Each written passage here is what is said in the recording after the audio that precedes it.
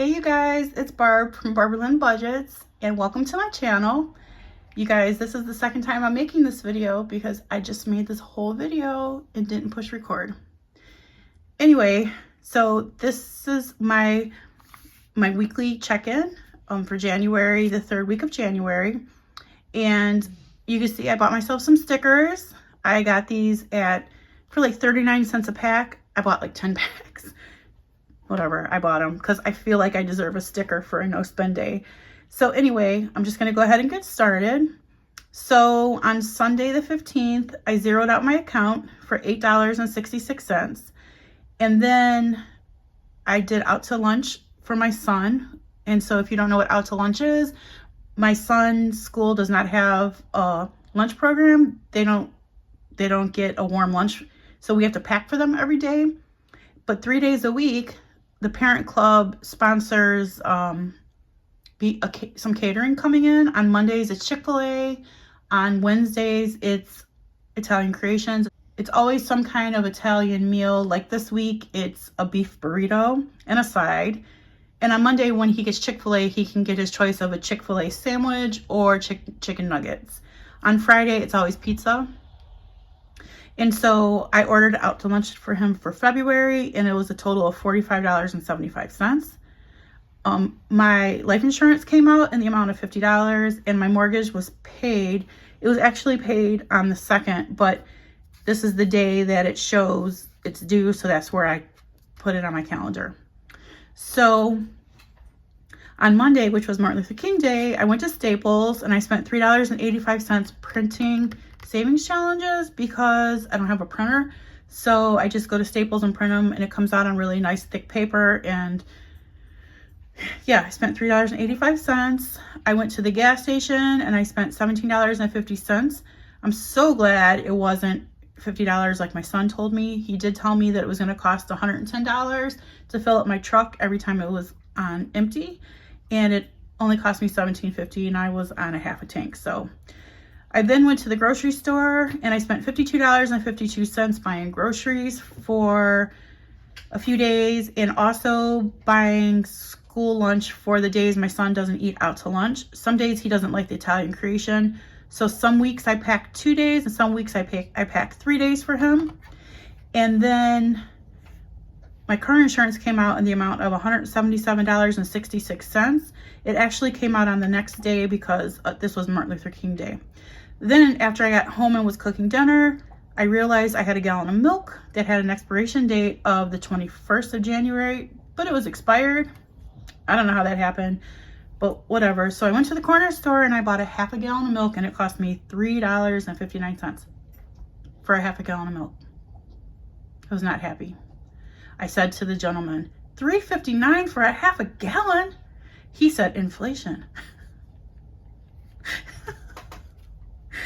Anyway, so on Tuesday the 17th, I had a no spend day. It was my only no spend day of the week.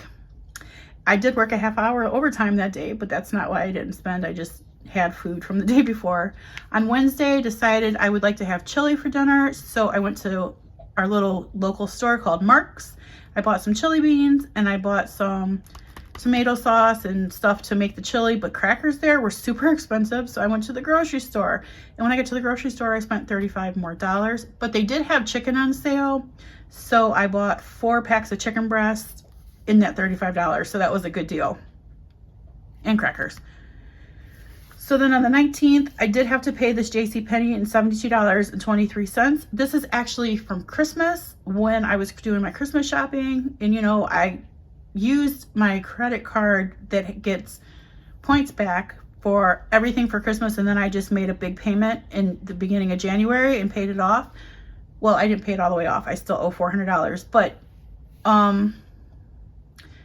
when I was at JCPenney one day, the lady said, if you use your JCPenney card, we'll give you 30% off. And so I swiped my JCPenney card for $72.23, and I had not paid it off yet. It was due January 19th, so I paid it in full.